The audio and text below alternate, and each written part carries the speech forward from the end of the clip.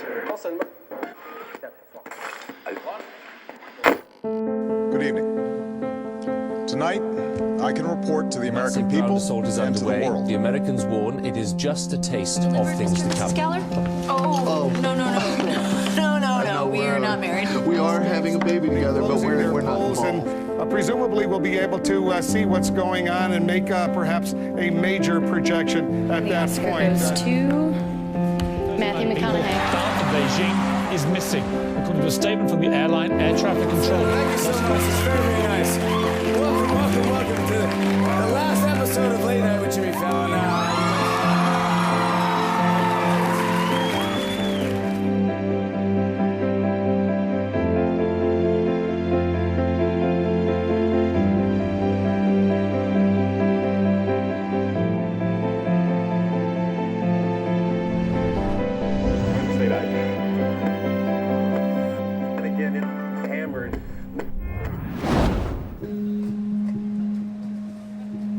TV to me growing up was essentially just anything that came on to me on that screen, and it was a one-way experience. So I either needed to rush home to be at home at 8 p.m. or 5 p.m. or whatever to see the show I wanted to see, or I didn't get to see it ever. I remember I was talking to my mom, and she said that, like, you know, when her favorite show would come on in the summer, you'd have to wait, sit in front of your television and watch it.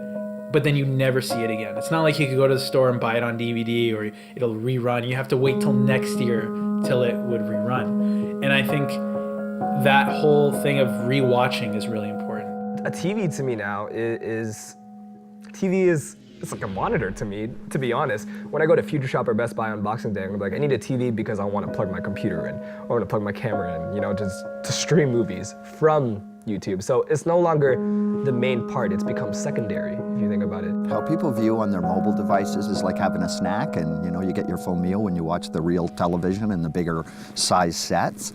And that just seems to be really true. Right now, young people are like, well, I want to watch it when I want to watch it.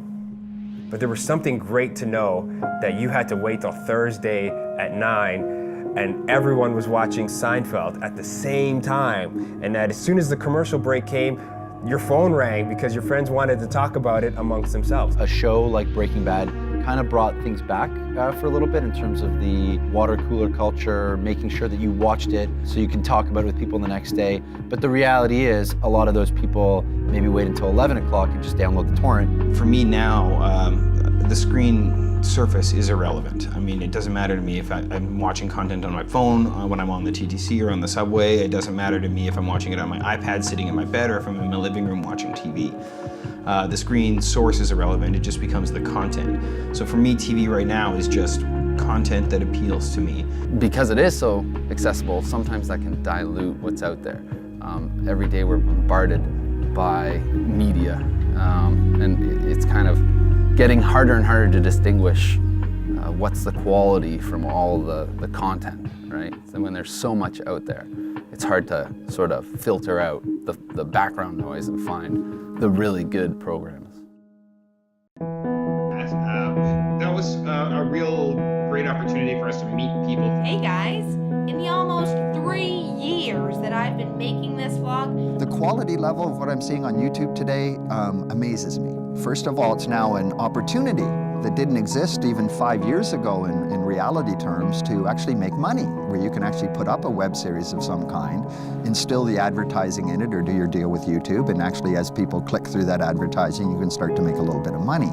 With YouTube, content is king, whereas with television, anything goes. I think you see a lot of hobbyists on YouTube, and you see a lot of hobbyists in the web series world who want to feel creative and they want to produce work that fulfills them, and they don't actually think of it as a business, and they don't or can't treat it as a business. So that hampers, I think, what they're going to be capable of. Because YouTube still has a cringe to it. You know, people still think YouTube equals bad quality, whereas some of my favorite content is on YouTube. Content and quality go hand in hand. They're not inseparable. As soon as you shoot it and then hand it to somebody, it doesn't just become content anymore. It becomes everything. This is the trick that my boss used to say. He's like, as long as you tell stories and you tell good stories, you'll be successful. And I didn't understand, but I get it now. as long as you could find a story and you tell it, you'll make it. And how many times do we watch a show and we're like, oh, this show's not good anymore because they stopped telling the story? As long as you keep that in mind, you'll be fine. People want easy, and we're used to paying for things.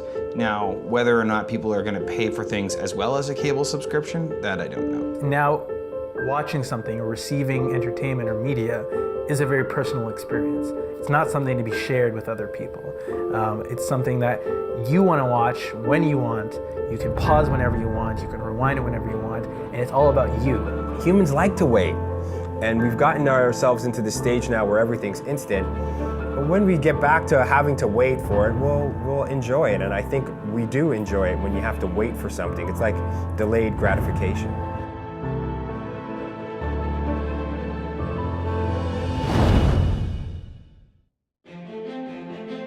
The generation we're at right now, it's like, I don't want to wait or schedule things out because that's just too much time. Those two things are too much for me. People want things on demand. People want things right away when they want them. That's the way we consume media now.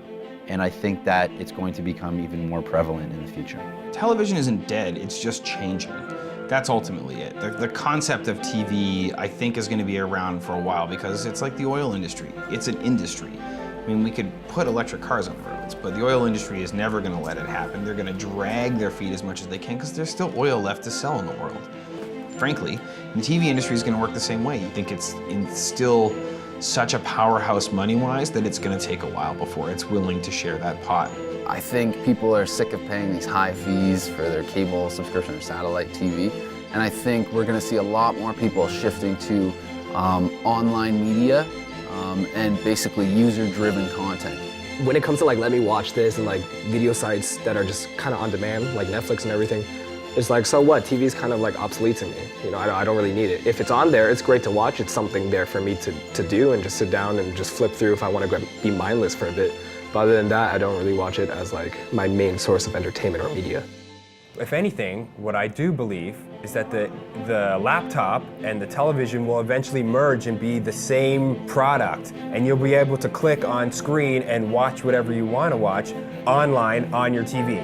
And it won't be Friends at 9 o'clock like the way it used to be, but you still have to collectively watch it. And hopefully when that comes back, television will make a comeback. But there's something to be said about all of us doing something together that I really value and I think is going to go back to that in the very near future.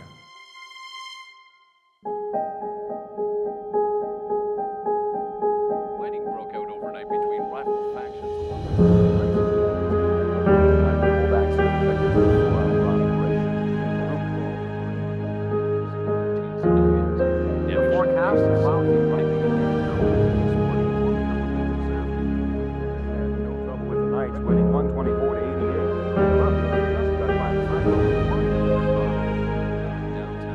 Sunshine tomorrow and a high of 39. 98 to 94. The Eagles edge the Commanders 110 to 108, and the Rogues defeat the Lions. It's over.